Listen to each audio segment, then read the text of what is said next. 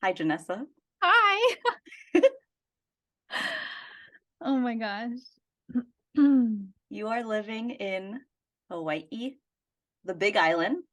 hmm Yeah, this. Magical. And you live in a yurt. This lattice. This lattice has been on a graphic. I designed lattice in the background shot because, yeah, it's living with a dome with screens as walls. Yeah, the rain. Wow. Is it because I see the window? It's like that on that side too. There's a window. We would have more, but there's a story to that too. And then this door is screen, but the Cool. rest is canvas tent. Cool. This is canvas. When it rains, do you really hear the pitter patter? Isn't that fun? So Big Island is more than like pitter patter. It's like like all of a sudden, like yeah, and then it will go back to this in 5 minutes. Mm-hmm. Like Yeah. Thailand, it doesn't last long, the rain. So you have two girls. Yeah. How old are they? Soul J and I's birthday is coming up, and yeah, she'll be 4, and Keela just turned 1 in August. Soul J will be 4 in December. Let's start with SJ. Your pregnancy, conception, birth. It was a conscious conception as well. We had Ted, our other babe at the time, our dog, who is actually Ray's family's dog. And he had been with many relationships of Ray and then became our our old man son. And on his birthday weekend, we decided to open the gate. Ray was ready before I was. Where And did you and Ray meet? San Francisco on Tinder. Oh, Yeah, that was me exploring Tinder since Toronto. And then I moved from Toronto to San Francisco. And it was in Toronto that I had my awakening to my internalized racism and realized I was actually attracted to men other than white, which was the only race or ethnicity I was allowing myself to date, and thought the rest were ugly, even though I was half. And turned on the button on Tinder to include all of those ethnicities, and then went really dialed in on Asian, and then by SF, yeah, met Ray there. I met Cody. I saw Cody on Instagram, and that was yeah, fell in love. Oh, on Instagram. Yeah.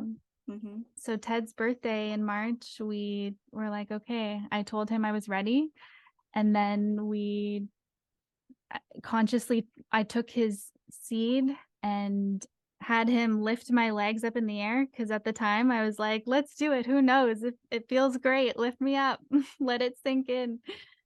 And that first time we got pregnant. And that was SJ. Home birth wasn't even in my awareness in that time. I thought, I don't want to clean up the mess. There would be blood everywhere. How did you know? Like, did you know other women? Like, how did you know about the blood thing? Like, I didn't know there would be blood everywhere. I don't know. I have to think about that. Did you know? Did you have other friends that were at a home birth? Were you born at home? No, no. It wasn't, it hasn't been a thing. I think it's been very weird in my spheres, especially Freebirth. So, yeah, I didn't really, I wasn't aware of it. I mean, actually, just before this, I went to search the date of when I learned about Freebirth, and it was September 2020. Okay. And yeah. And the original message was learning from Instagram. Someone Divine Divana posting about it. And I was like, oh my gosh, this is completely new to me. So that's interesting to look back at that perspective because then at the time of Soul J, in this, like, thinking there would be blood everywhere and mess. I guess my mom talked about being blood, Mhm. but never in like a way of that being any like negative thing, Mhm. just um a messiness. And she had me in the hospital vaginally, probably with whatever medicines they throw in, but natural. The conception, it wasn't in my, it was like, yeah, why would you do that at home when you can just have someone else take care of the mess? Which is like Mhm. so limited. In my perspective, then I wasn't seeing that I could choose, like, how it opens up so much dreaming and potential. Because I was at the place that I knew I wanted to be natural. I didn't want to have an epidural. I I didn't want to use Pitocin, but I would if that was the safest thing, which I ended up doing or allowing. I researched the ways that I could create a really spacious, peaceful hospital birth, like learning that I could turn all the lights off. And it's funny to say, like, learning that, like, your permission to do that. And then wanting candles, but you're not allowed real flames. So buying like a bunch of electronic ones of all sizes. Mhm. No incense allowed. Um, that we are allowed to bring Ray's flute, making a playlist. And yeah, that was me making the dream hospital birth, which I totally walked away feeling like, wow, that was an amazing natural labor.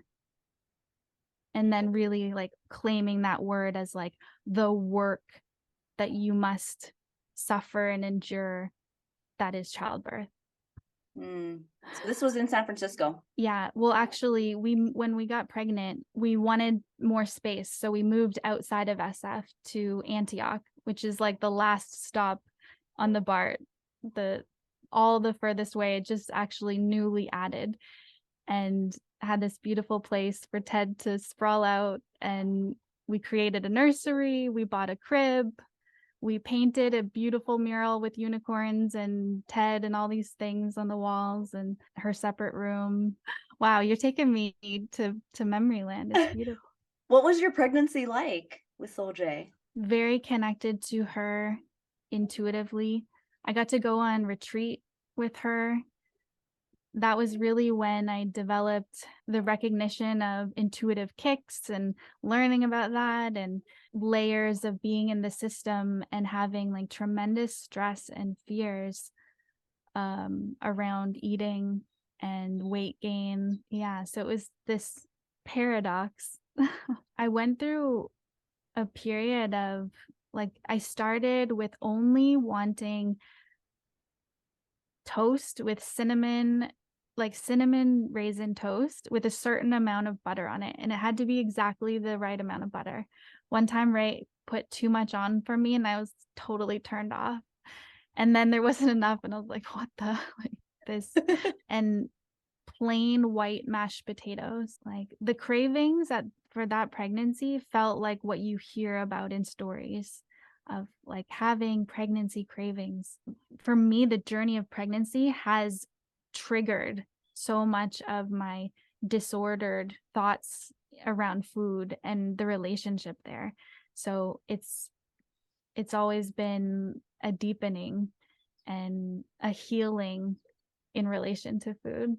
Like, I Mm. think I mentioned in one of our RBK chats how this pregnancy, Soul J's pregnancy, I met with the OB and it was early on their weight chart, my dot was like way up here and the curve was just starting.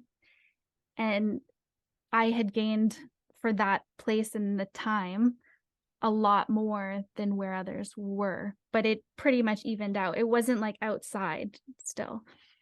And just the looks of you're doing something wrong, and really looking me in the eyes and with a glare, are you sure you're not eating too many desserts?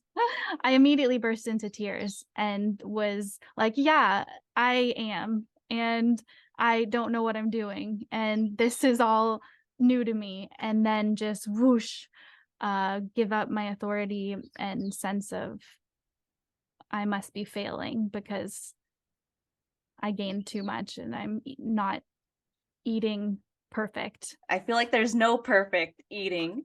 I even tried to, reading Lily Nichols' Real Food for Pregnancy. I was like, I'm gonna have this much amount of protein. I'm gonna keep track. Oh my god, like after the first month, everything went out the window and I was just eating a baguette. Like I couldn't eat any more protein. I just wanted bread. And And I the also, listening to yourself there and allowing that yeah, and allowing it to nourish you. exactly. And I also like to ask about the food because I feel like a lot of women hear that they can't have certain things, like the conventional diet for pregnant women. You can't have raw milk. You can't Raw have, fish. yeah, you can't have kombucha. You can't have raw fish, but you can have raw fish. There's actually selenium, I forgot in which fish, which counteracts the toxicity of mercury. Oh, and that's what we're freeing ourselves from, all of these stories of just ways that constrict us in the pregnancy and have us second guessing our bodies and our intuition and the listening and the uniqueness and the trust that every pregnancy will be different and every season of the pregnancy can shift. So Yeah, how was postpartum for you? with Soul J, With Soldier. I got to have my mom there. It was incredible. She stayed with us for from December until April, and she passed away. That was 2018 when Soul J was born, so into 2019, and then she ended up passing away in 2021.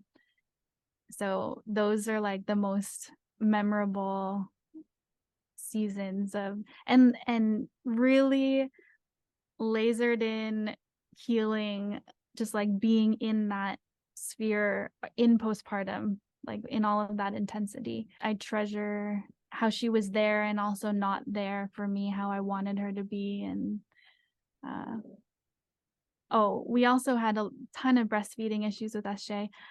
We we were told there wasn't a tongue tie, and I experienced like we were the keeners, the stubborn breastfeeders to do like all the things and not wanting to use formula. And yeah, and then we came full circle and actually found out that she did have a tongue tie all along, and we had it lasered, and immediately after the breastfeeding changed. So for us it was, yeah, I know that's a topic where some women are, consider it too invasive or not natural, but for us, it was so different. And to think that perhaps this genetic thing, which for whatever reason is there to assist with, feels like a return to what is wholesome and easeful. And then we were released from like the pump and the SNS, like all the things and all the time. And then breastfeeding got to be easy, which I see it can be, and then was with Keela. I was looking up tongue ties. Are you saying that because it could go away, it if you don't clip it or laser it off, it can No, go I in? think, yeah, I think people like and I'm sure, I anything's possible, Oh, but with exercise or the mouth will grow into it. And like actually with Keela, we chose not to release her upper lip tie. And we noticed the difference in the way her teeth are coming in, whereas Soul J's teeth are like perfectly aligned from natural breastfeeding. She never took a bottle. And that's so interesting from a hygiene dental perspective without also using a pacifier, and seeing how from the research we learned that it's actually the breast really develops the palate in the best way. Mhm. Yeah, I gotta tell my mom that because she's here and she's like, I have to use something for Bjorn or else I can't soothe him." I was like, "That's okay, like, that's why I'm here. Like, you can find other ways." Yeah. These are the things I got to experience with my mom too, for sure. And then you get to choose what is your boundary. Yeah, I don't want to use a pacifier. I said, "You can use your boob." Was she down for that? She said she tried it with her friend's kid moons ago, many years ago, and he didn't take it, probably because of the smell. I said, "Probably." Keela has from another sister before. Okay. Was that sister producing milk? Yeah, she was. Okay. Yeah, Okay. already. Do you wanna share anything else? Anything about, Soljay's birth? You wanna hear it all? Yeah, if Okay. you're open to it. Oh, yeah, I am. So, I mean, it all, like, it's so, terrifying or terrible, and we each have our own version of that. There's, again, the paradox of birth. It was everything. It was beautiful, it was divine, it was all the things that I was celebrating. I was proud of my eyeballs that were burst open with blood vessels and like all of the bloodshot face, and thinking like that was what was birth and necessary. The morning of her due date, which it was what I would have called it at the time, um, was December 9, which is the day after my birthday. And so I was thinking that we would be birthday twins and thinking that I wanted that at the time. And then so the week of the due date on December 4th, Ray was like, let's have sex. And I was really into apps like what to do when you're expecting, and all those kind of actual forums, and like reading stories. That was really how I prepared, learned about Pitocin and these different things, and like, oh, this one was preparing for a home birth and then was hospital and what to do and how it was. And with that, I was really aware of the ways that you can get labor started, because there's all the fuss about how do we get it started. And I learned that, if you have sex, the semen can get you going. And so I was really like cautious because I wanted the birthday twin. I didn't want to disrupt her due date. And then I was like, it's gonna happen. And he's like, no, no, it will be fine. And then so we had sex, and he came inside me, and then about still laying in bed, I felt a pop, and I got up and went to the bathroom, and my water broke. And I was like, you popped me, you popped me. And so I didn't have any sensations, but my water had broke. And then so I did what you do. I had a shower. I knew, oh, actually, no, I didn't even shower yet. I called the hospital first, told them that my water had broke. And then this was the morning, and they said, okay, come in, we'll test to make sure your water's broke. And so I got in the shower, still yelling, you popped me. There's actually a whole video of the first year of SJ's life and Oh, all of this really? on Ray's YouTube. Oh, okay. Yeah. And I've showed him you. I'm like, oh, look at Emily and her YouTube channel. So then we went to the hospital, and we all thought, my mom was there too. We had thought that we'd be coming home. And I had this whole vision of laboring at home and then going to the hospital. So none of us thought we were actually coming back, but we were prepared to stay. We, did the hospital bag thing, all of that. And then we got there and they tested it, I explained that I wanted it to be as natural as possible. This whole thing of not wanting Pitocin if I didn't need to, How but do that they I test how do they test that your water's broke? yeah, so they basically put me on a pad, and then I think they insert and took a a fluid, and I peed in a cup. So they checked the pee. Yeah, I'm glad you're asking. I haven't even that is like something I glazed over. And they're like, "Oh yeah, your water definitely broke." And so I was like, "Okay." And they're like, "And you're not going home today. You're staying." And even saying it like that, I'm like, "Okay. All right." So then that whole vision of laboring at home was like, "Okay, I guess I'm going to be here."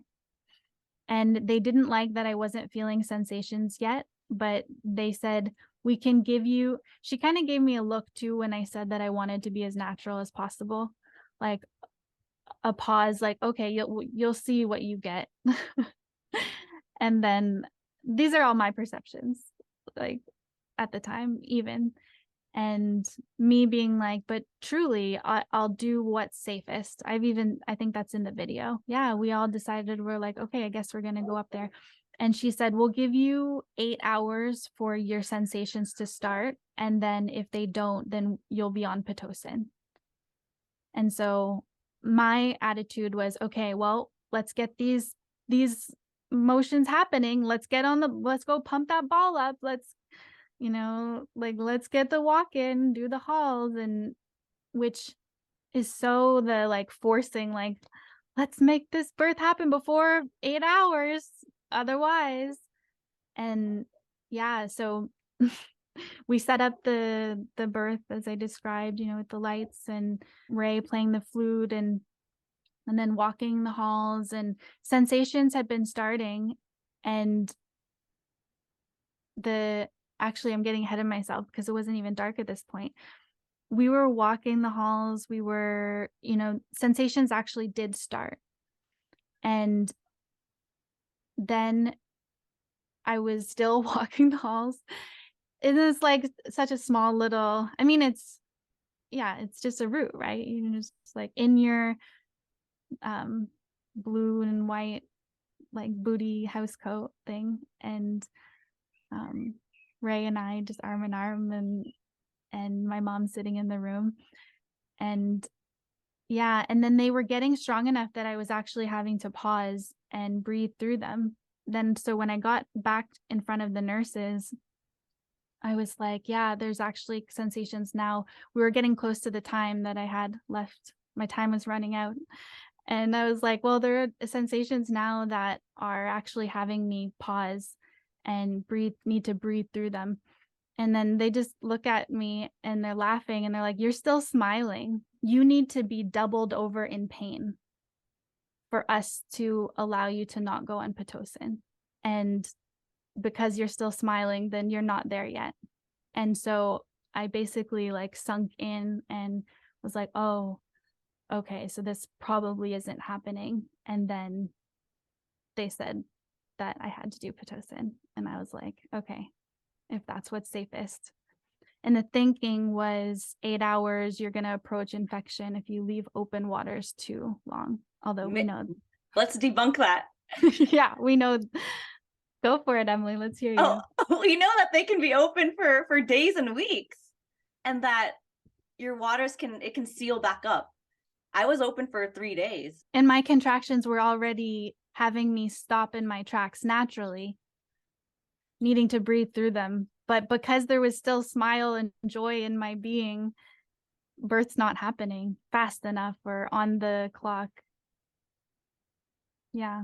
And so I was grateful that I had learned about Pitocin, because while I even knew, I had picked up from subtle like weaving of stories, gathered that there's something to the dial and like how much you get.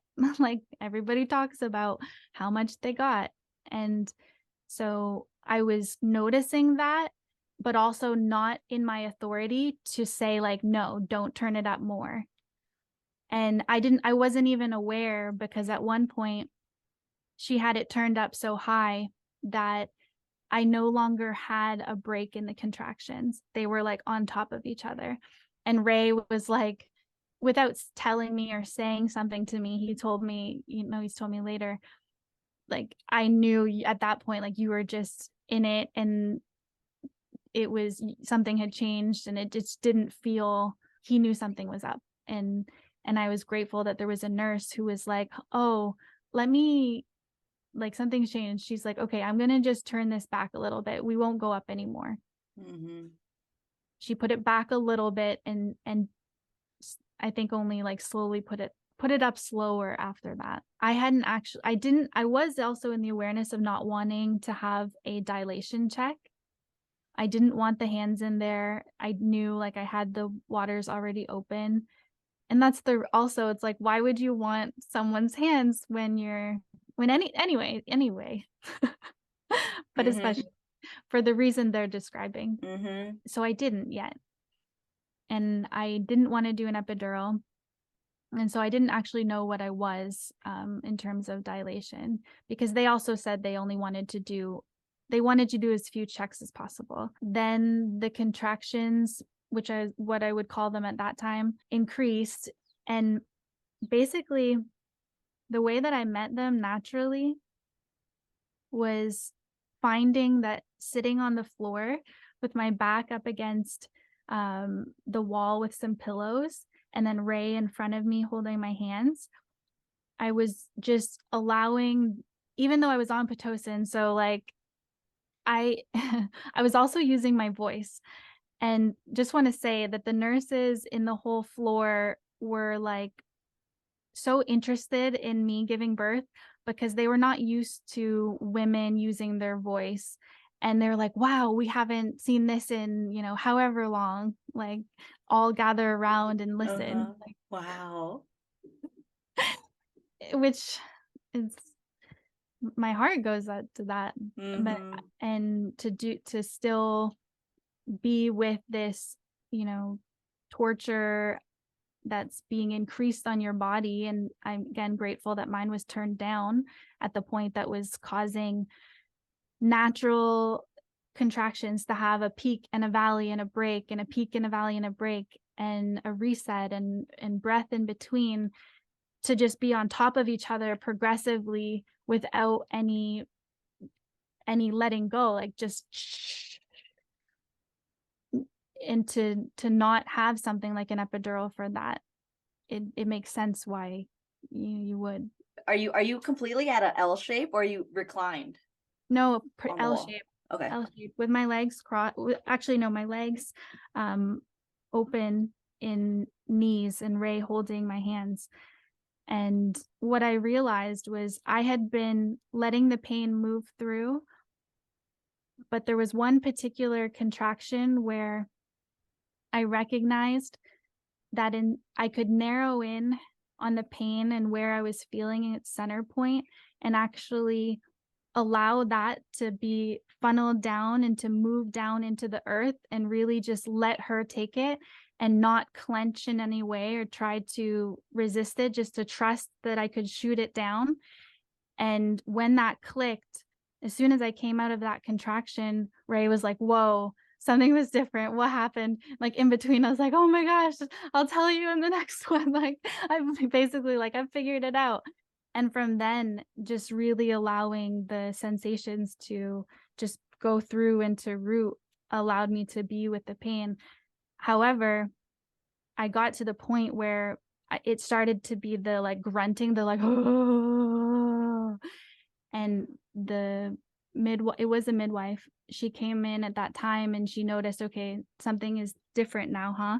You're bearing down, and said, yeah, it's like a natural wanting to push. And so she's like, okay, let's get you in the bed.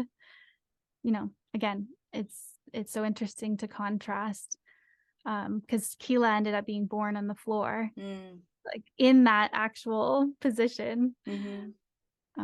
unintentionally, or who knows, but yeah. And so got in the bed, and from then on, it was completely coached, completely like, all right, coach, tell me, what do I do? I'm all yours.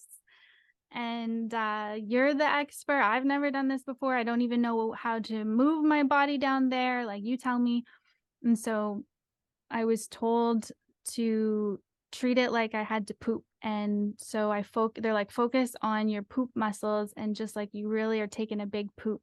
And actually there were times when a contraction would come, and and I didn't push, and she ended up saying, every time you don't use a contraction, you're wasting it. Use your contractions. Like, felt shame and was like, oh, stupid. I should be using my contractions. And then, so I'm like starting to use every one and doing a 10 count and holding it as hard as I can. And I look through that whole section of photos in Google Photos, and it's like all of these faces of like,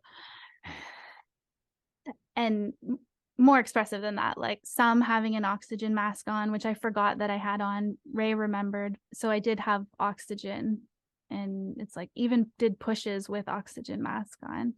Yeah. And then just pushed for 3 hours.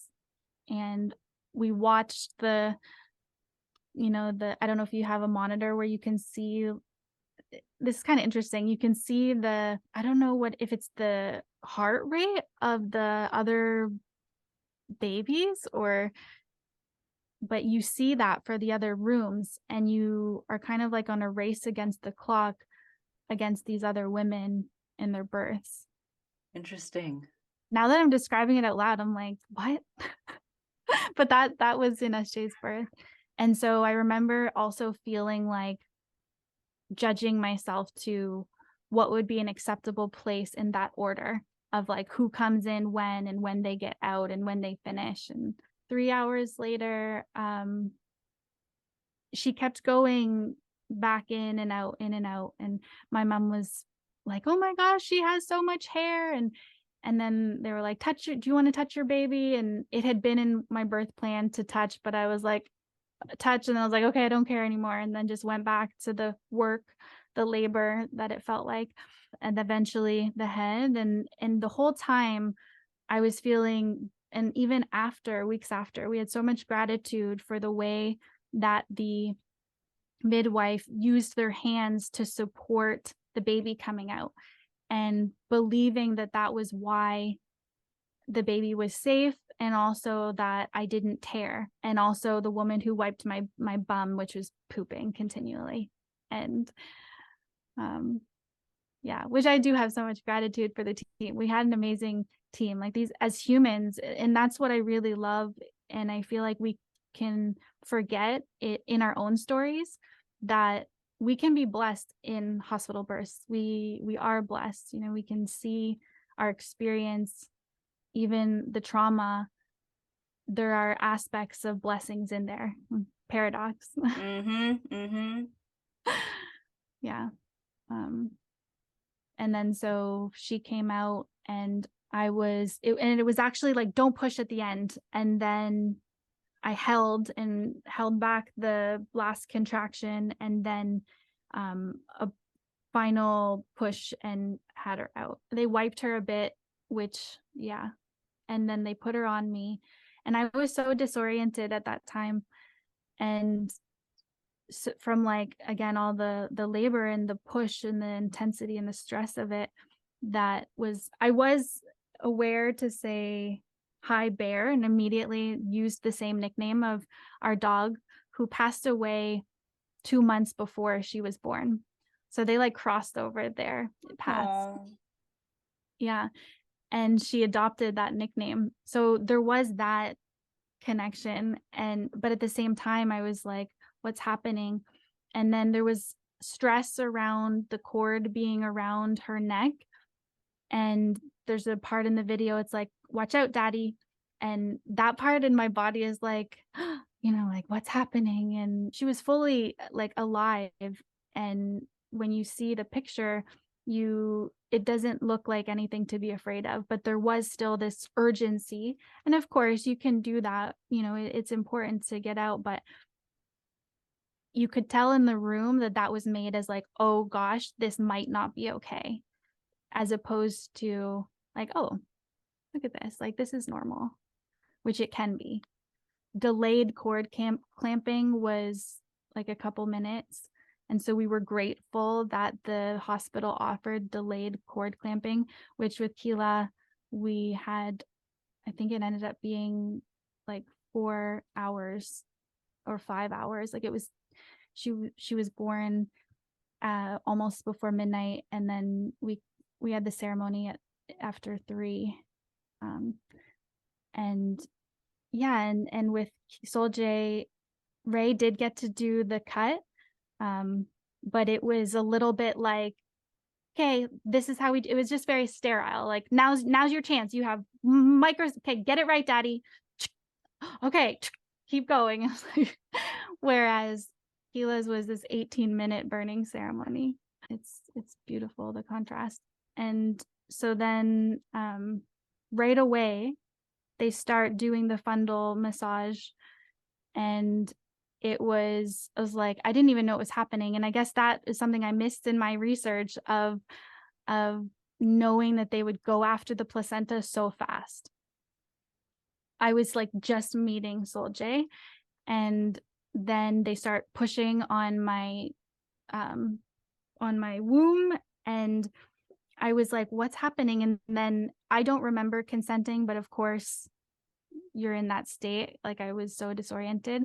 I don't remember being asked, but a hand went up my yoni and they scraped the placenta off of the inside because it hadn't birthed yet. And this is literally within 5 minutes, 5 literal minutes of the birth. Like, the cord was cut, and then within the next 2 minutes, they were already going up my yoni and scraping it off. Wow. And that was excruciating. That was actual, like, I had no rooting into the earth.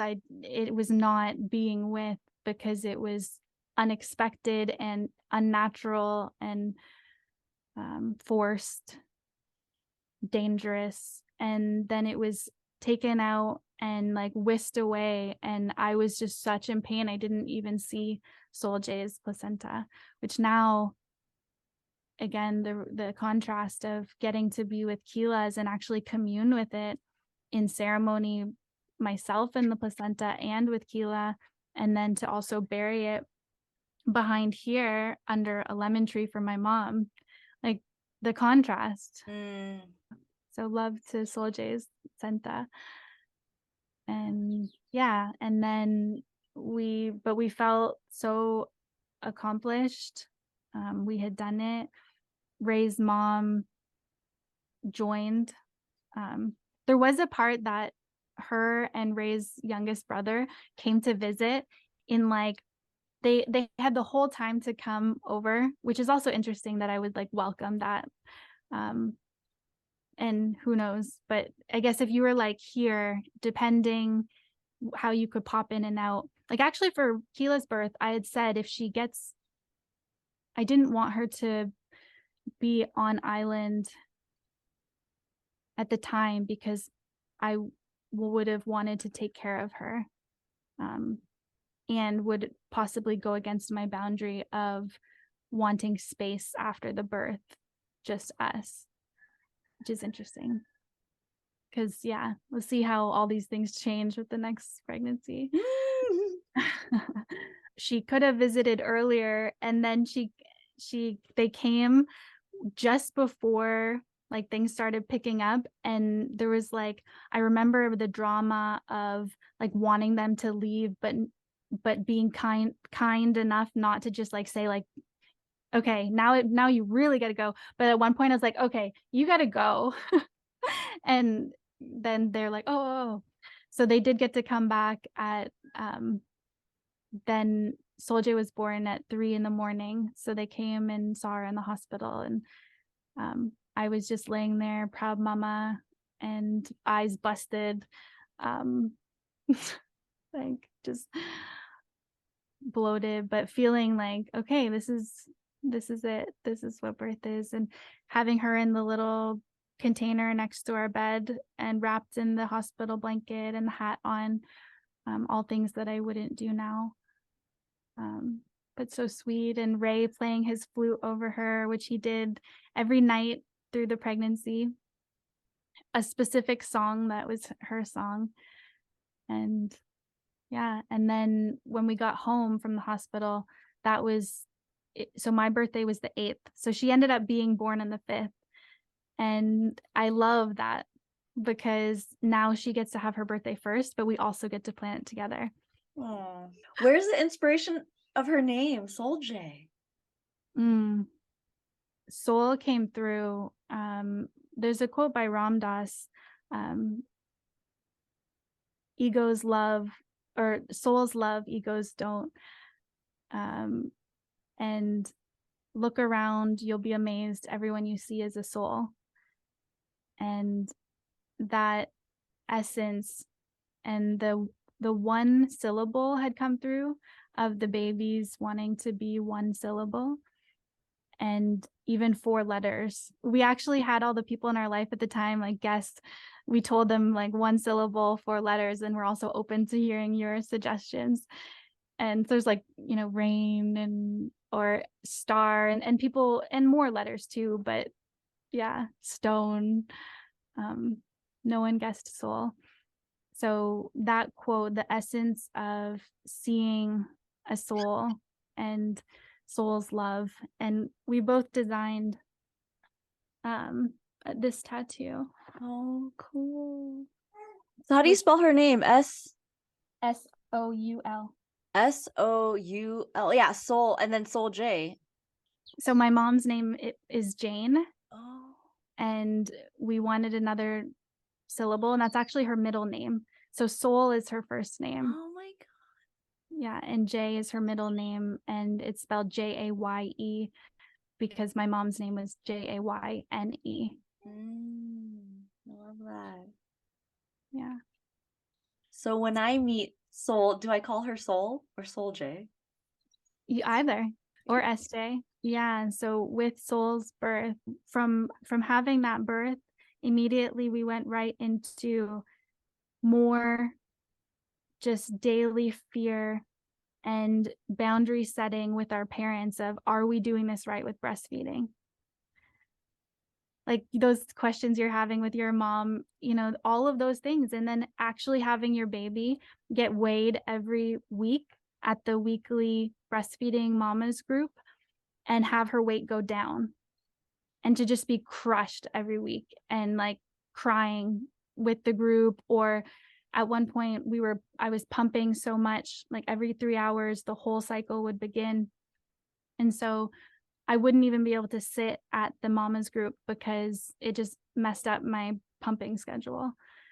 And that went on for the first 6 weeks, all to then find the tongue tie. And almost overnight, we got off of everything and then just like, oh, here's the boob. Okay. Hop on. Nurse nastics, which is what we call like when they do gymnastics to get on your boob. Like, yeah, those things about the birth that I can see now weren't in my awareness for a while. I mean, those are things that I didn't even realize. Like, didn't realize the placenta trauma until the Freebirth Society complete guide. Also really mourned when I learned that Pitocin impacts your natural oxytocin. Because when you think about Soul J's birth, like I was having full on sensations that were having me pause and breathe through the pain, and getting to then smile and like be joyous in my birth. Don't be happy during birth. I know this is big for you. Like that is such the Emily essence. The allowing it to be free. Yeah. Mother freedom. Just getting to see that and also really look on it with love and power. And wow, Soul J is a warrior. And I'm continually learning from her the ways that I have been conditioned. It's interesting to contrast like with Clear. That's a whole other thing. With Soul J, it's like, wow, these are all the ways that our lineage has believed they are failing you, have fucked up. Like even today, I was crying earlier. I'm like, And having thoughts too of not wanting to join the call, like just being so in it that I couldn't come to, and just choosing like, no, that's those stories. This is why the soul work. We're here to be the magi and weave it into magic. Yeah. I feel like it's not just one puzzle. It's the whole puzzle. It all goes together. Why pull just one piece? Mm. Mm. It's all connected. It all weaves together. It ain't one thread. Which is what this, I mean, thank you for allowing me to just thread the conversations of the women in my life, the the babies who just blasting my world every day in the most expansive, grounding, coming back home, here, childlike, fun way. Did you have a dream of SJ? Did she come into your dreams when you were pregnant? Oh, oh yeah, I mean, we made contact before we conceived. Her name dropped in when we were already pregnant, but her as a being, as a soul, dropped in before, and actually so have the next two. Clear had originally had a second twin and chose to stay back, because Clear needed to clear the way. and yeah, so the soul, Clear, and I won't say the third name because it's really just Ray and I guess the girls, no, they don't even know. um yeah, and so with Soul, she came in as just the sense of there was a girl being. My attunement to that has become so much stronger since then, and all of those things were so new. Like at the time that I got pregnant with Soul J, the last cycle I had, I still called it my period, which I wouldn't call it anymore. Like maybe that might come out, but I referred, like, it feels like a cycle. It feels like a moon cycle, a bleed. Whereas the me, when I was my last actual like recurring cycle, was not even was just not in the same place of relating to the blood in that way. And I did have some aspects of conscious conception because we did intentionally choose a time and saw it as opening a portal. Yeah, a dream. I don't remember about a dream of how she came. It was a dream. Mm. With Keela, I saw her birth with the twin in a dream. And she came first. But the other twin was born in the dream after. Mm-hmm.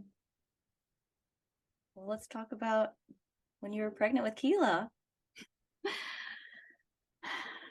Yeah, so the transition, well, that was when our whole life shifted, because that whole home that we decorated for Soul J, we went through realizing like a crib is actually a baby jail.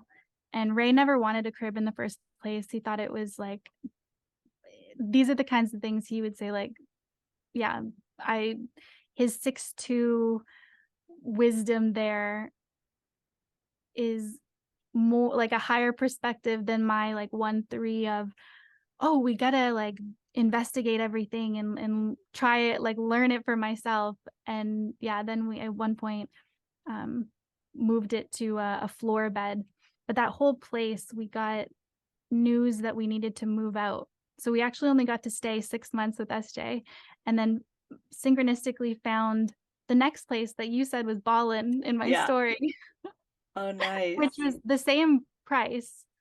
And yeah, we got to consciously conceive after our whole lives changed, and we went there. We knew we didn't want to live in California, so we sold all of our things, became nomadic, and by meaning we thought we were going to travel the world with Soljay and get pregnant on the road if that happened, and find where we wanted to build an intentional community or live in one. And so we sold our things and then moved to Canada for a year. And that's right when, and quit our corporate jobs. And then the world changed in February 2020. And so we were grounded in Canada. That September, I had my one and only bleed since being pregnant with Soljay, because I actually didn't get my cycle back from still breastfeeding Soljay the entire time. So how many years would that be? So it was 20 from, I've done the math and I always forget, it's like 26 months, because she was almost, no, 21 months. Oh. She was not yet 2. Yeah. And am I doing the math right? Yeah. 9 months plus Soljay being December to September. So twice. I don't around 2 years. yeah. And I hadn't had the cycle yet. And I was actually feeling some resentment there when I saw women with their second kids or third kids and thinking like, oh, I was okay with the cycle like not coming right away, but I want to have it return.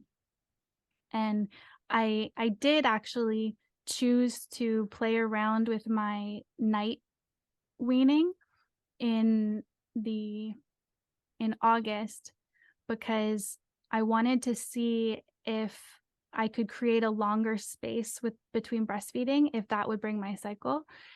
And it actually happened synchronistically. Who knows if it was going to happen at that same time anyway, but the next month is when I ovulated, and we actually tried to conceive then as well. We had opened the portal. Clear was really present at that time. She had very specific initiations around our conception. Like, we were not jamming sexually, and it was bringing up stuff between Ray and I of using sex to get pregnant, and also some stressors around fam, by like being frustrated if the temperature didn't, shift in that way. And then getting to work through that. And I got to see him coming in the reflection. Hi. Here he is. Hi. All right. Okay.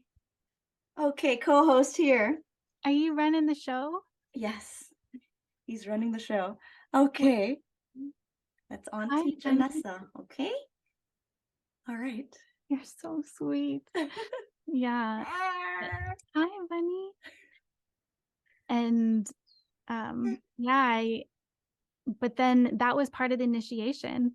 And I think there's so many women who miss out on the joy that fertility awareness method can bring when you approach it with spaciousness, and actually for the power and the freedom that it can give, not as something you're like doing wrong or isn't working or your body failing, or so that had come up for me with Clear a little bit, and we worked through that. But when my bleed came in September, oh, hi, Winnie, or in October, I got to commune with it in a way that I had never done before. And I offered it to the earth at my family's camp, whereas actually she ended up, I'm just connecting the dots, she was conceived there the next month. We stayed at my family's camp overnight, just us in the 60 acres, and had fire in the wood stove, and it was in November. And it was also a clashing night with a sister where she was meant to be there with her daughter who just had a birthday. And we actually haven't spoken since that night. Um, and so it was really profound in a big full moon and tension with the friend, but freedom in us being there on our own and having just such a great time with Soul J and being under the stars. And it was also the time when, I mentioned that we went to Canada. It was divine because that was the last year of my mom's life. And so we got to live there. We had planned to live with my grandma in Fredericton, but in September, her illness started just getting rapidly declining and not having movement from bed or limited movement. And so we actually moved in downstairs into an apartment downstairs. And we got to be there with my mom and have Soul J be with her. And then when she moved, so like this time, like where we are right now in the calendar year, like November, in that year of being pregnant with Keela, like that we conceived in November. And so I got to, using fertility awareness method, we counted the 18 days that the temperature was high, so before taking a test. And so we already knew. And it was the day of Soul J's birthday, the 5th, that the 18 landed on. And so we wanted to take a test, and I got to tell my mom that we were pregnant. So it was beautiful because she still also had her awareness about her then and got to share that. And she passed in January. And so it was just early news of the pregnancy. So it was conscious, and it was just in one. And if it had have been any later, that like one more cycle, my mom would have not received the information in that way. And when she passed, that we were like, okay, we were still in Canada and I was pregnant, and we're like, all right, you know what? The pandemic, the way of the world showed us that we already know what we want. Let's just choose the place and we'll start now. We don't need to, we've already seen lots of places in the world. And so the time began of like, okay, we have a pregnant body. I would love to be in a home to start nesting, but if not, it's okay. But that would be like amazing. And so Keela was like the guiding force of wanting to root and find a place to either start a community or join one. And with my mom's passing, there was a night where I was like, actually, Hawaii was off the table because it was too far from her. But with her passing, what if I told you it was back on the table? And after I said that, there's an immediate like synchronistic chain of events that led us one to another, super easy, and we ended up in Hawaii. And we landed here in June 1st. And Keela was born in August 2nd. So I was 7 months pregnant, and which was lovely. I was like, wow, 2 months is a luxurious amount of time to nest. And there's actually already a tree house to give birth in, because I was open to giving birth in a van, or like, I didn't know if we were going to have some sort of like tent structure while we build on raw land. Like we were open to all of the states at that point and open to raw land. And so it's nice to be able to recognize I get to birth in the treehouse. Where did the shift come from? From giving birth, giving birth in a hospital to anywhere else? Yeah, it's the essence of that message. I looked at what I had said after seeing it, and I wrote, thank you for sharing this concept of free birth. It's completely new to me. And we had been intuiting a home birth recently, and just being really grateful to see it there. And so I was already intuiting a home birth, and I hadn't yet started realizing the hospital trauma and the choice that I lack of choices that I thought I could make, and authority and just belief, just fear. I mean, essentially it boils down to fear of uh that there you could have birth anywhere else. And it really shifted when I saw the free birth, and I was like, What? I didn't know people could do this." I think I went from, no sense of even home birth, although I did say I was intuiting it a little bit. So I'm interested to think, like, where did that start? But I was intuiting home birth and then went blast with free birth. So it's, like, Mhm. skipped over any kind of, medical, and messaged, Emily, actually, and said I was so grateful to find the free birth, guide. And then I joined the membership at that time, and she actually gifted it to me. And so it was, like, just beautiful to start for that year and have the guide and just feel so supported in that. And with the guide, that's when everything started to shift.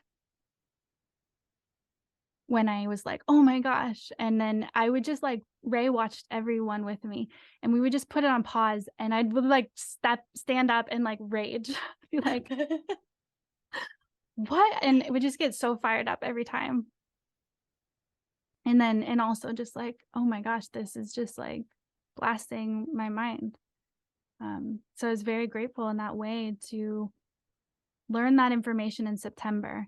So it was actually the month that I had the first ovulation. The one ovulation that then bled, and it was when I learned about that concept. And so I still didn't know that I would go unassisted. I intuited that, well, we didn't know we were gonna live. The way I was looking at it was, I will definitely reach out to midwives where we land. And once we find where we will land, I'll reach out to whoever's there. And that's what I did. And I leveraged, as I evolved using the free birth guide, I I actually knew from the beginning early on, because it was just in September that we started watching it. Um, I didn't go I didn't have any care. I knew I wanted to do a wild pregnancy. I I knew I thought, "Okay, maybe I'll do the 20-week scan that everyone does, but I'll see when I get there, but it's doubtful."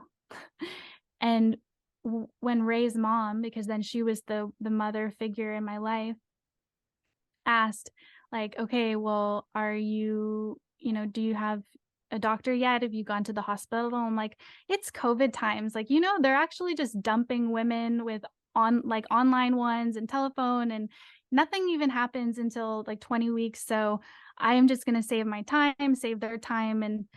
And she was like, okay with that. Well, at least I was just so not okay with that was my story at the time, even though I Mhm. knew that I was going wild. It was like an out, Yeah. which is sad that that was true for women. And it was also beautiful because I saw women who were pregnant at that time and were also recognizing the missed experience for them, the ways that they didn't get to go to mama's groups and pregnancy classes and all that. So for me, it was an easy way to also not be a part of these, um, care.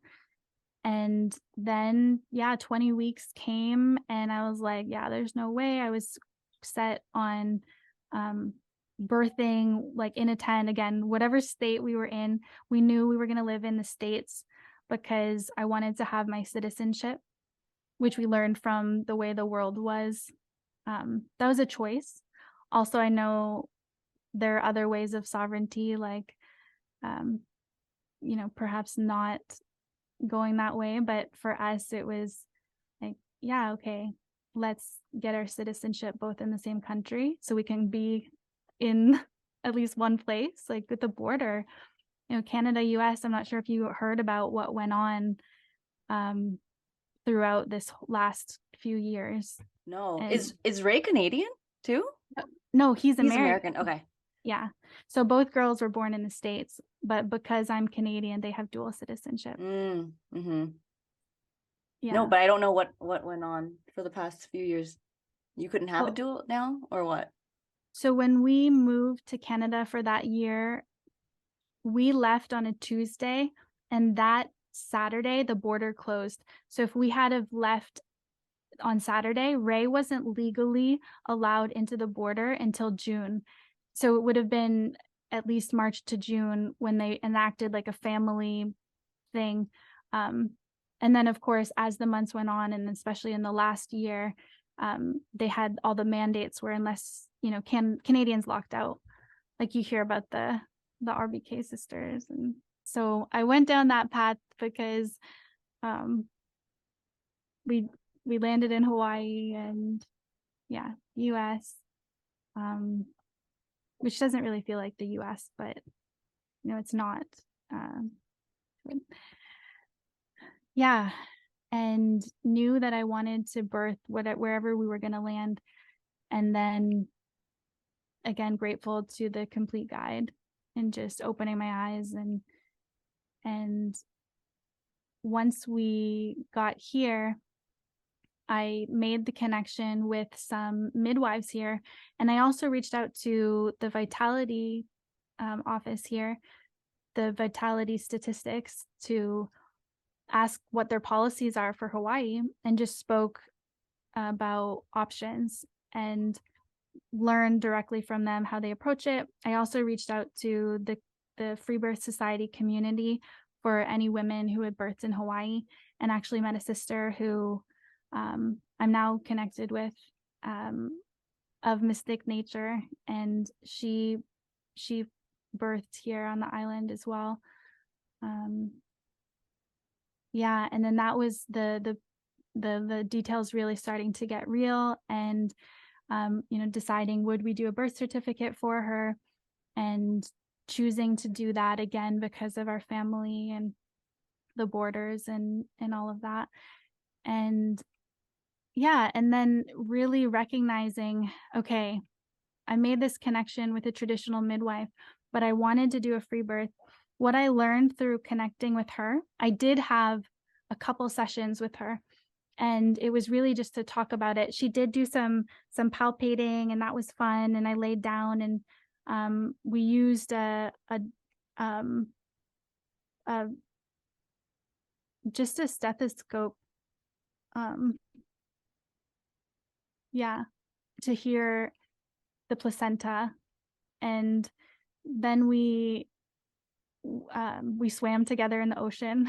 It's pretty cool. That's cool. Yeah, I'm like, this is Hawaii midwifery. I love this. Yeah.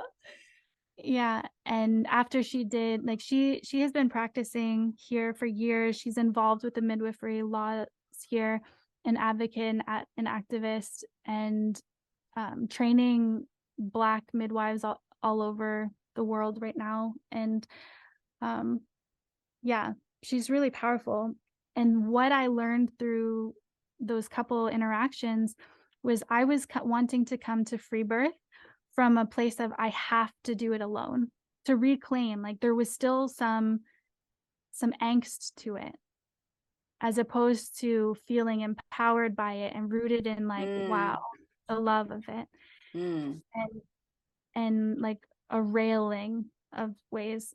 And what I learned in the reflection of her was, oh no, actually, I'm witnessing you would be probably the most aligned person that I would find on island, given the time I have and the time I would want to establish a relationship. And I'm feeling how delicious it will be to be just Ray, SJ, and me. And it was like shadowy for a bit, because I realized, like, why do I feel like I need, like, I'm angry about my free birth or needing to prove. And I allowed myself to just witness, And really the whole pregnancy was that, and that's, what I'm walking women through now, is seeing the pregnancy as this initiation into anything coming in your field gets to be a deeper connection to all the realms of like your expansion. And what it opened up was like, oh, you've been coming to this free birth from a scared place, and you get to reclaim all of that power and then really know why you're doing this, related to the mission, to the everything of it. And yeah, and then I just knew. And so gratefully, I had her support in that. And yeah, then it was 39 weeks actually when she was born. And in my head, I thought I had a whole other week. And it was, her guest date was on the Lionsgate portal. It was August 9th, which is so interesting because Soul J's was December 9th, the day after my birthday. And Ray and I's anniversary is August 8th. And Keela's guest date was August 9th. And so I totally was just like, we wanted to do a water birth. I bought this yoni looking tub at Target. It's amazing. It looks like a yoni if anyone wants to look that up. Cool. Yeah. But it's not really a birth tub. It's just a regular tub that you blow up. Yeah. Yeah. I saw it from another woman post in a group and I was like, oh my gosh, like so many women were like to be in a womb while you're giving birth. Yes. But the whole story is we didn't actually even use the tub because we didn't get there. We realized, okay, I woke up, well, we had gone to Kona for the day on the 39th week. It was on the weekend, and Kona's the other side of the island. We were going to get Costco and go to the beach. Like that's the pair for Kona.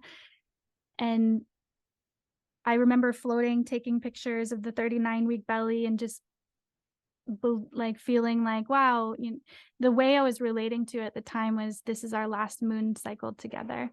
We've been journeying and feeling the grief of Soul J not being the only one, like, and just really having that come up majorly and allowing it and thinking I still had a week. And as soon as we got home, drove back and tucked into bed, my sensation started. And in my head, I was like, okay, we still have a week, but we'll just see what this is. And so they didn't keep me up. I was able to sleep through them. I woke up then on the Monday and I still had the sensations. And so I was like, this is interesting, Ray. I still have the sensations. We have not even prepared all of our things for this birth. Like we need to like get our shit together.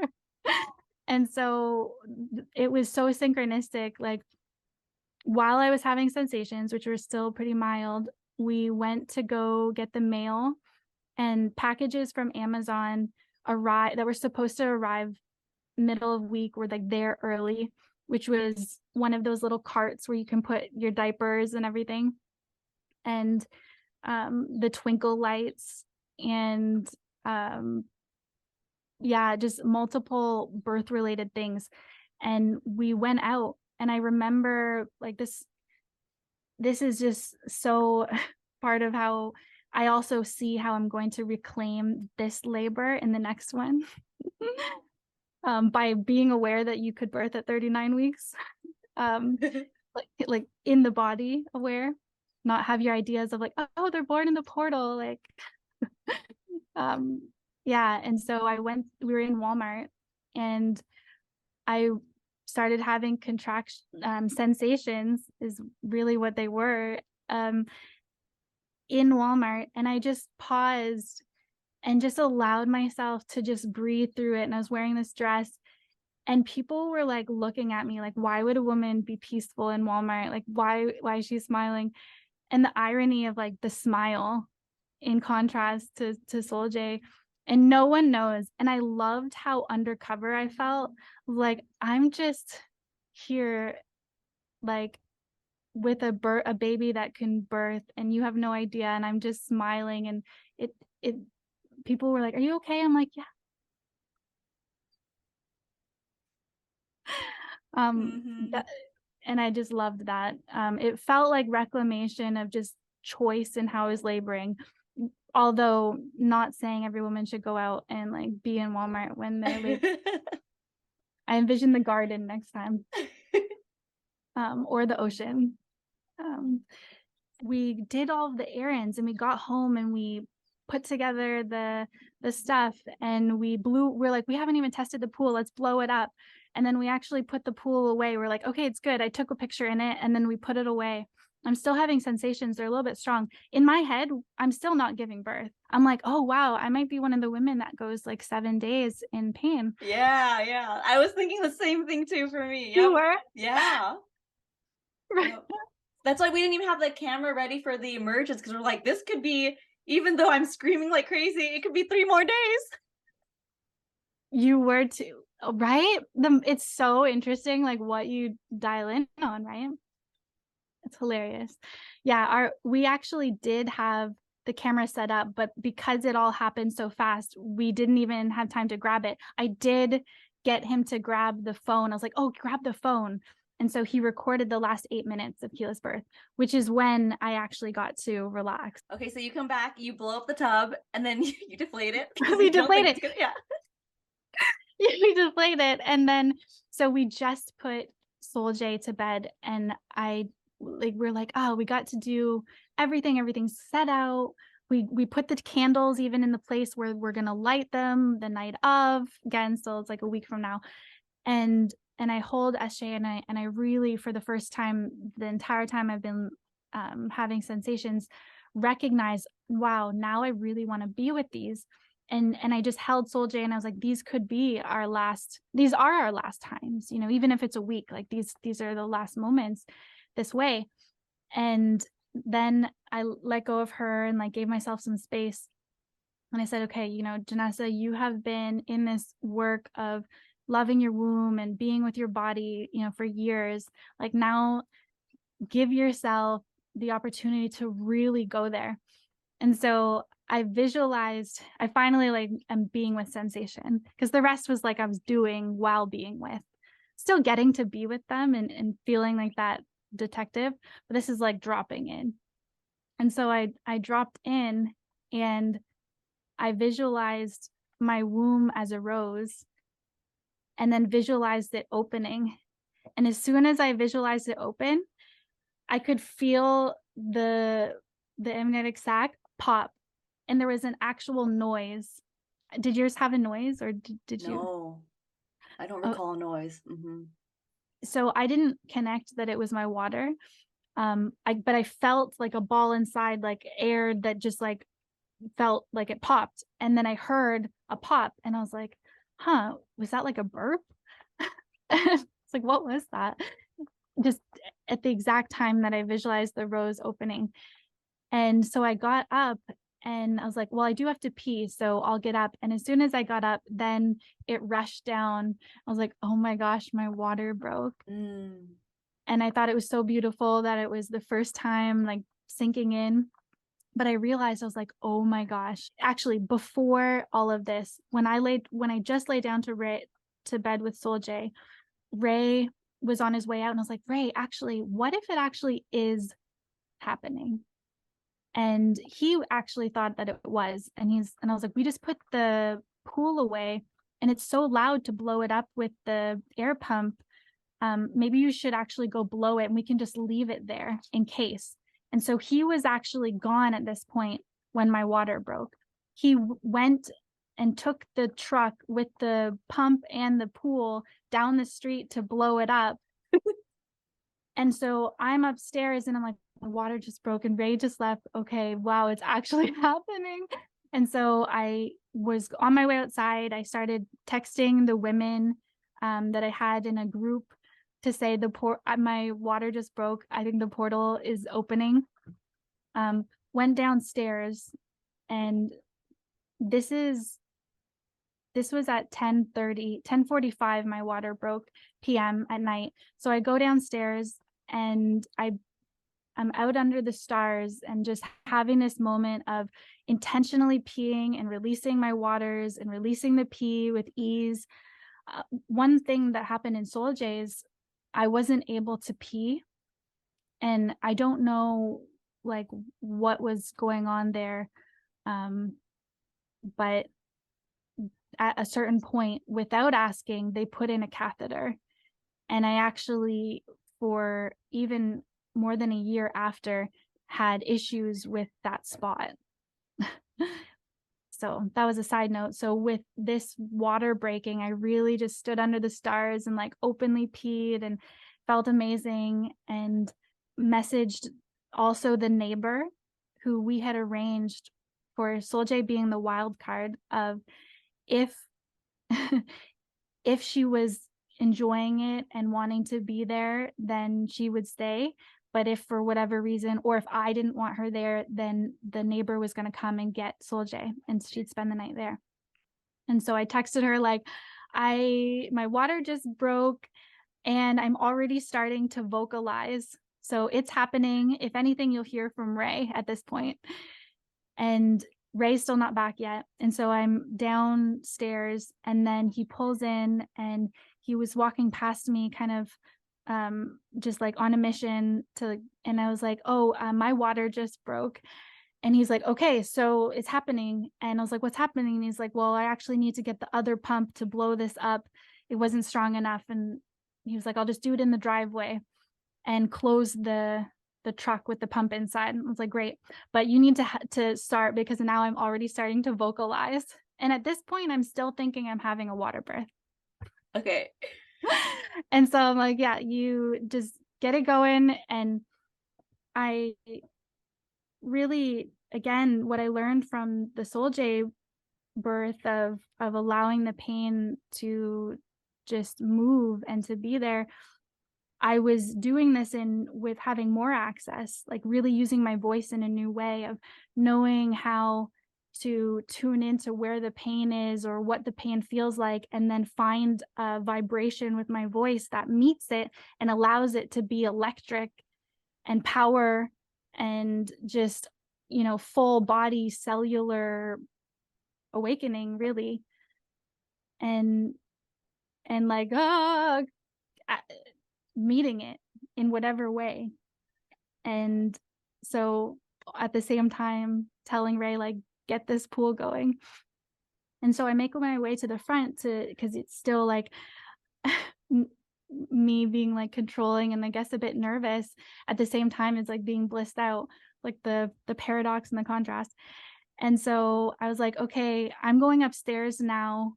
I'll see you up there. And he's like, okay, I'm gonna throw the hose up, because we actually didn't he put away all the hose connections. Like we didn't even have them ready because we thought it was later. So I go up and he throws it over, and I'm standing at the top. Solje is asleep. I've been sounding, but mostly downstairs, and she also can sleep through anything. And so I'm at the railing with him down there, and I catch it, but I'm just clutching the railing, now having sensations be so much that I'm a little bit able to talk in between, but definitely not through them. So it quickly changed, because while I was down at the truck, I was finding standing ways to like meet the pain in ways that felt pleasurable, or like howl through it. But up there, I was like, oh, I'm stuck in place now. And so Ray came up, and he first went past me, and he put the hose, he moved the hose into the tub. And as he came out, I grabbed him by the hand because I wasn't speaking. And I grabbed him by the hand, and he's like, if you want the tub filled, I need to go down and turn on the tap.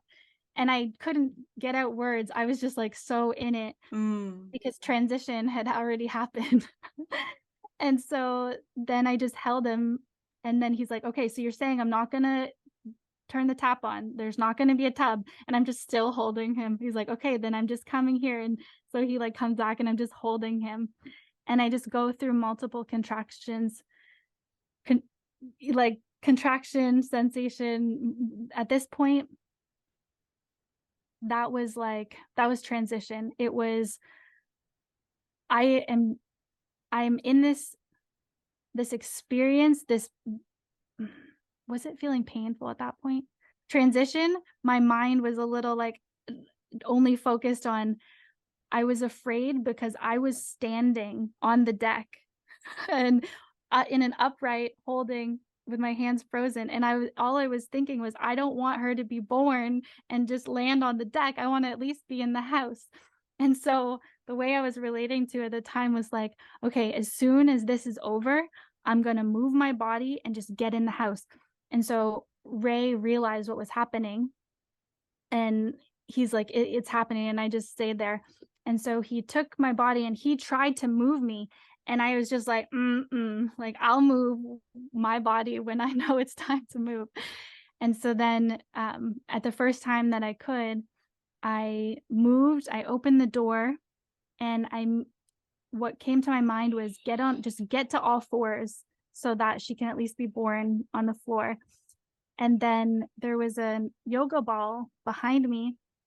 That's just where we kept it. And so I got down on my all fours, and that just felt awful. It did not feel good at all, which it didn't feel good in Soljay's either. I thought I was going to love all fours when I was preparing for Soljay's birth, and just didn't like it. I did it for one contraction and then got off. And then with Keela, she got one too, because I went down. I was like, oh no, got to get to my back. And so I saw the yoga ball and I immediately went back into that same position. But this time it was like so nice to be leaning on the ball. And I was like, get the towels. And I had already been feeling her pressure when I was standing.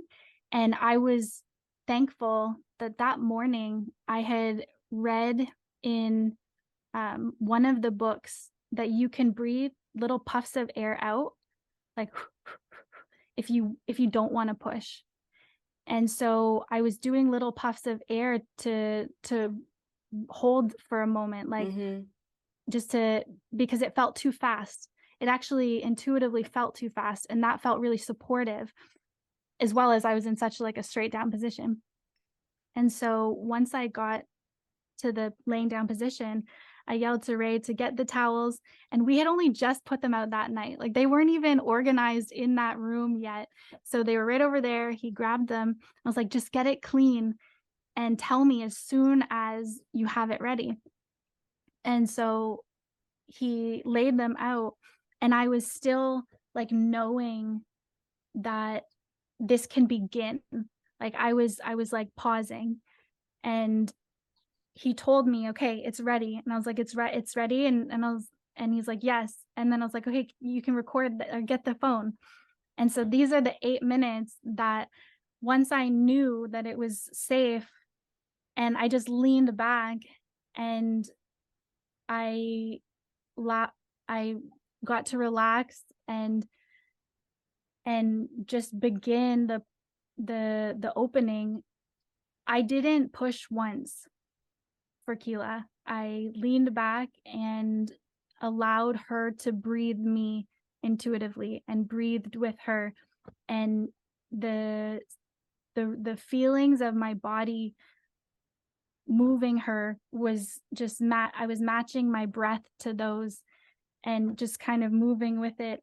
And then also just leaning back and actually smiling and breathing. And then at a point, her head emerged in a big gush. And actually, so right before this, when I was standing on the deck, that's when Soljay woke up. So Ray started explaining while I was still stuck frozen on the deck. He's like, so baby's here. We have been telling her all along, like, baby's on the way. Mama's in it. And she was like, okay. She was a little bit scared. She's like, all right. And then I moved to the floor and then leaning back. And so she got to be there the whole time, and she was actually really in it. And she's like, okay. And actually you can hear both of them talking while I'm in just full relationship with Keela at that point, and just like breathing and just trusting, feeling safe. And then when the head came out, Ray's like, okay, Soljay, will you take the phone? And he wanted to go wash his hands. And so he gave the phone to Soljay. He's like, will you record it? And so Ray quickly goes to wash his hands, and he comes back, and um he's helping her. And then when I'm still breathing, and it was so beautiful to be patient after the head, like no rush, like no, because there's so much drama, or there can be so much drama around once the head, it's like all the comes in, like get everything ready, it's happening, and just to be like, okay, like Ray did go, wash his hands, but then we got to still be in that, like, and now we get to just let it happen. And so then when her body emerged, Soljay was the one recording, and she actually put the phone down on her toes, and you can hear Keela arrive with a big noise, and then Ray's like, "Oh, it's the baby." So we don't actually have that part on footage of her Oh, emerging. But then quickly Ray gets the phone, and if you've seen the photo on my website, like that's the first moments of her coming up. it's a beautiful photo. Yeah. And just the contrast of how aware and jazzed and just there with her, and getting to be with Soljay, and yeah, all of it. And the contrast of, yes, I am a second time mother, but there's still so much contrast of not pushing once, and being coached repetitively to push for 3 hours plus. And that it wasn't even in my realm of possibility that someone could have this as a normal birth. That I'm not the only one. Not saying that that's all births, but that's a possibility. Many women have no idea that could even be. So yeah, to give you the Emerges. context of the time, like all of those little things, my water broke, the visualization of the rose was at 10:45, and she was born less than an hour later. It was to the minute. There was less than 5 minutes difference of being an hour, and under an hour. And so when I say like all those timestamps of like Ray being gone when my water breaks, and then just going out and getting a pump, and then walking upstairs, and then going into transition, and then having him come up and think he's going to go back down, and me stopping him, finding the spot, like the goddess pose for the last 8 minutes. And yeah, so we were all so buzzed. Like I actually was like, did I even sweat? Truly. And feeling like I feel amazing. Like I'm just buzzing. And we were up buzzing until like 3:30, just staying attached and talking to Soljay. And Soljay called her Keela. That was how she pronounced clear. So it happened that night when she was born, and it just stuck from there. Not realize, Wow. yeah, Yeah. yeah. And so when she said that, we're like, because that's how she pronounced clear, is Keela. Oh, I love that. Yeah, and it wasn't until the volcano here erupted that we even made the connection of Kilauea, which is the name of the active volcano. Whoa. Yeah, her connection there. So when do you birth your placenta? Yeah, so soon. So I was holding her, and she didn't cry right away, and it was beautiful to feel my nervous system and the safety, and just allowing and being with, and then that first cry, like Ray and I are just like in tears, and just hearing it, and magical. And so, but then quite quickly I said, okay, Ray, I'm actually now feeling the after pains, so like get the bowl. So go back into like logical, like because we didn't have but we had only just organized it again that hours before. So he grabbed it, and I was like, okay, and get some more clean towels, and we laid out some more, and there was blood, um, but it wasn't, I mean, it was like all on the towels except for some spilled. Like when that was my fear of home birth, like that was the reason. Come to find out that it was something we like quickly, easily wiped up after, and a few towels we put in the wash that we had bought in advance from Goodwill. Yeah. And so then I said, okay, that after pains get the bowl. And so I told him again, like, let me know once the towels and the bowl's ready, because I had a sensation that I knew it was the placenta. And I had the feeling intuitively that if I did the slightest push, that it would come. It felt like I wanted to do a slight push. And so I was again holding and waiting until the time to do it. And so he put the bowl, and then when he told me it was ready, I did the slightest little twinge of my yoni, and it went that feeling, was it like that for you? Yeah, just like that. And it's such a like a it feels like a big, like, yeah, like a, yeah, it was Right. great. Mhm. And to have that go in, yeah, just the release and the, okay, this is done, the placenta has released. And of course, not in that moment, but to realize the contrast of how easily I literally had the slightest inclination to just like, and it flew like in the like fishiest feeling, like the wobbliest way, of contrast of someone scraping with their hand inside my body. And when you try to say that that is the safe way, like it's the common sense at this Mhm. point. Like, Mhm. and so I love getting to have that contrast. And I Mhm. personally to experience how it can be so different.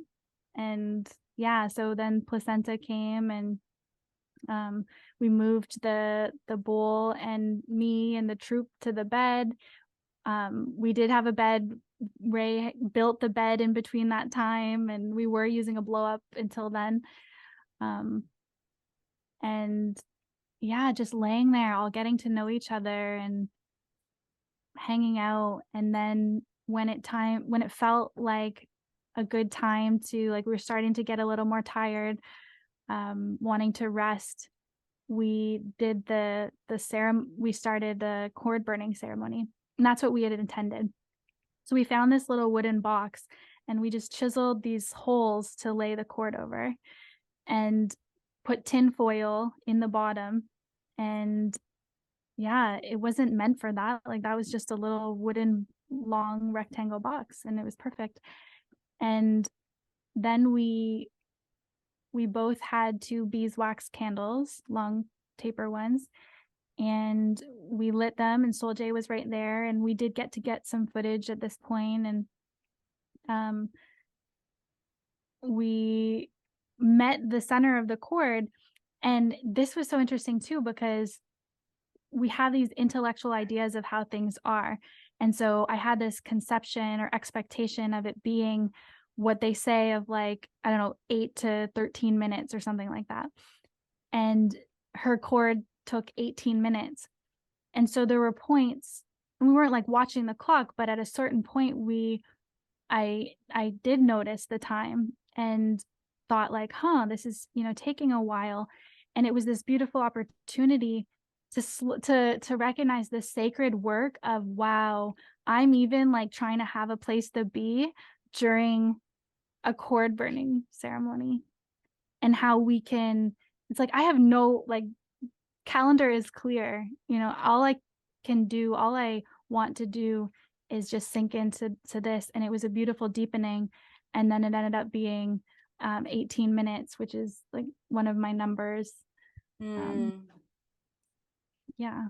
And then we tied it and we all went to bed together. Although I knew I wanted to free bleed and had towels, but I did have a plasticky sheet, and I wouldn't recommend that again. That was not enjoyable. Did you do any plastic? I had no, I didn't do the Chuck's pad until maybe a day later. I just did towels, even though it just leaked through and then threw onto the mattress pad, not onto the mattress, and then yeah, what's that? I wasn't afraid it would stain because what's that thing? It's not powder bleach. What's it? BioClean? Like it completely took it out, even like after it's sitting for 24 hours, like the stain came out. But yeah, I did free bleed and no plasticky sheet until maybe a few days later. But towels on top of that because I don't like that sound. And then like, yeah. Yeah, that's what we did. But it still made its way to like crinkle and, bunch. And so going forward in pregnancy, I'll just want to have like either a whole set of sheets and just plan for that, because the free bleeding was such a communion with the blood and hearing messages and noticing the rhythms of me trying to do too much and then the blood telling me, hey, slow down, this is sacred work for you to receive. And also the things we can have in our mind of like how long we're meant to bleed. And I noticed, oh, I should, I look at the birth I had, I should be done bleeding by now. And that dance, and I ended up bleeding for about 6 weeks, almost on the dot. And the postpartum was 1 month just us. But it quickly shifted because someone moved in with us in exactly a month later, and a bunch of visitors. But we did have 1 month that we protected and felt was aligned for us. Did you prepare food for yourselves for that? We had a meal train set up, and so it was the community who had already put dates in and planned for that. But we did have some things, and we knew we were just going to make simple meals anyway, so Ray was going to take care of that.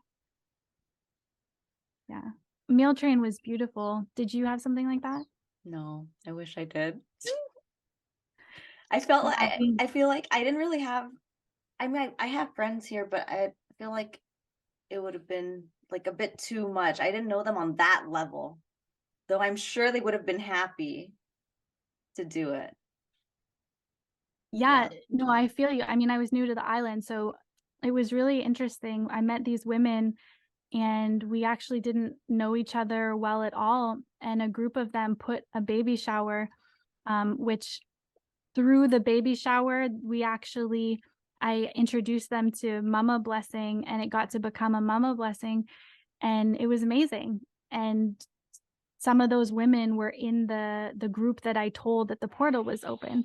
And so while I actually, a couple of them are still considered dear sisters, even though we've only spent time those few times around that season, and after birth when they brought meals. And yeah, I did allow them to come in, and we even had guests from the day after, so it wasn't protected in the sense of there was no one there.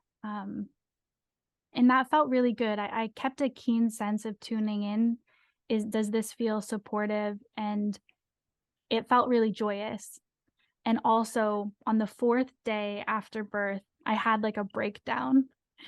It was the first time I think it was the first time he had gone out, and he went out to get a few things, and he took Soul J and gave me the alone time with Keela. And that was when I communed with the placenta.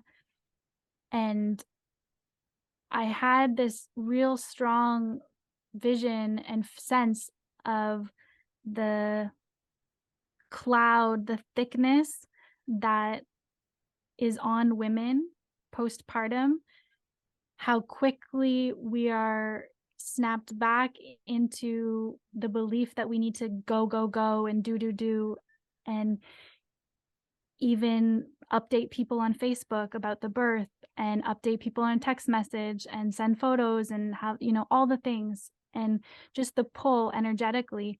And I broke down and realized even with such intention to go slow, I can still feel the ways that I'm being pulled and the collective, and got to ground back into it being sacred work to just slow down and ask for the glass of water, even if you could get it yourself. But you asked about preparing the meals. Yeah, that was the sisters who just happened to flow into my life at that time. And Mm. but it's interesting because Ray and I, like right now, are going through a rebirth in the foods that we prepare. And every time you ask, like my my like scared self is like, oh gosh, do I have a good answer? And so, yeah, it's like we're in such a journey. He's been the cook, and it's been a place that I've not, like when I was on my own in Toronto after a long-term breakup and then moved to San Francisco, single girl as well, very independent, learning all the ways that I was codependent. But in getting with Ray around cooking, he loves it so much that it became like part of the romance, and he just loves cooking for us. So almost every meal we've had has been him. Like when you put it by a majority over 6 years, 7 years. Yeah, 2015. So 7 years. And that's wild. And like that is so vulnerable for me to admit. And I'm claiming it because I'm shifting.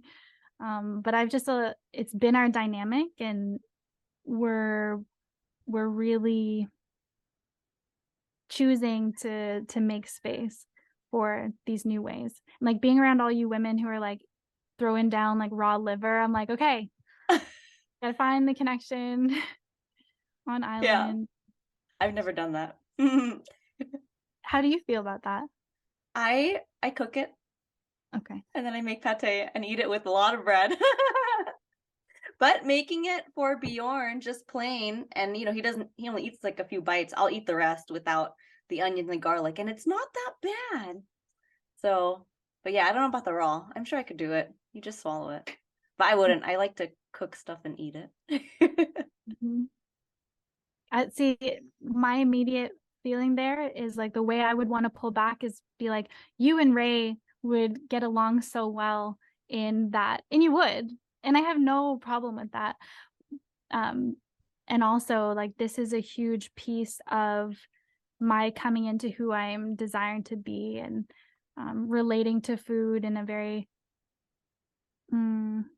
just new homemaking way. Like I'm really resonating with this energy of belief that it can be a spiritual practice, it can be a family practice, it can, we can shift that, because my upbringing, like we related over fast food.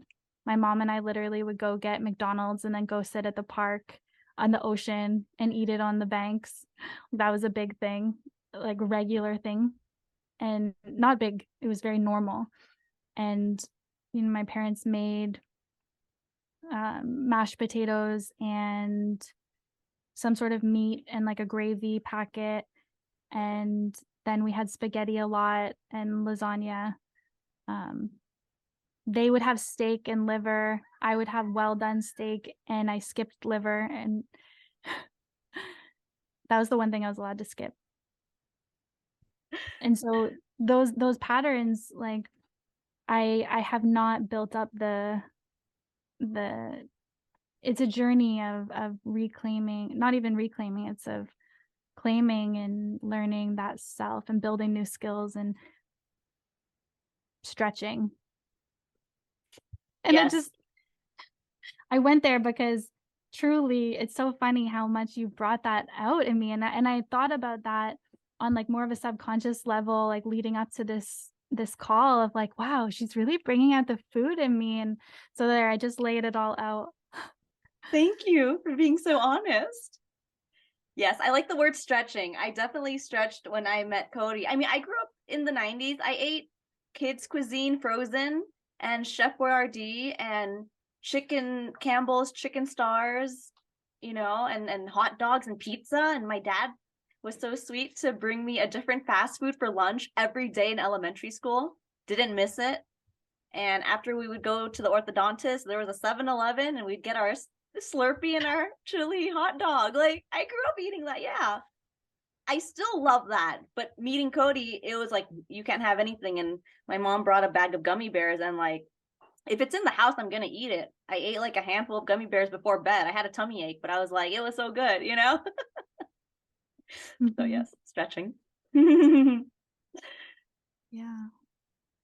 Yeah, and that's yeah, I speak to this with that safety because I've grown in so many ways in relating to food, like, been able to heal.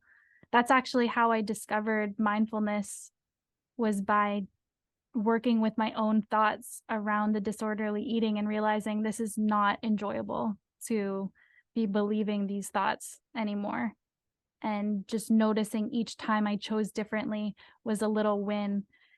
And yeah, I don't know. Yeah, it's so interesting that you're weaving these topics for me. Like it makes me very curious about your journey with food and your body, like all of the womanly ways we move and have been told. And Yeah, we'll save that for another great conversation.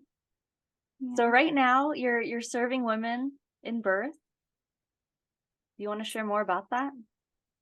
Yeah. So just got to have my first in-home birth client visit, and it was magic, being here on island, walking her home with her, hearing the spaces that she's dreaming her birth, and the way that her home becomes a living altar for the birth she's envisioning, and getting to meet women in this journey of seeing the possibility, being able to create an oasis and an environment that supports how you want to feel, and getting to claim that.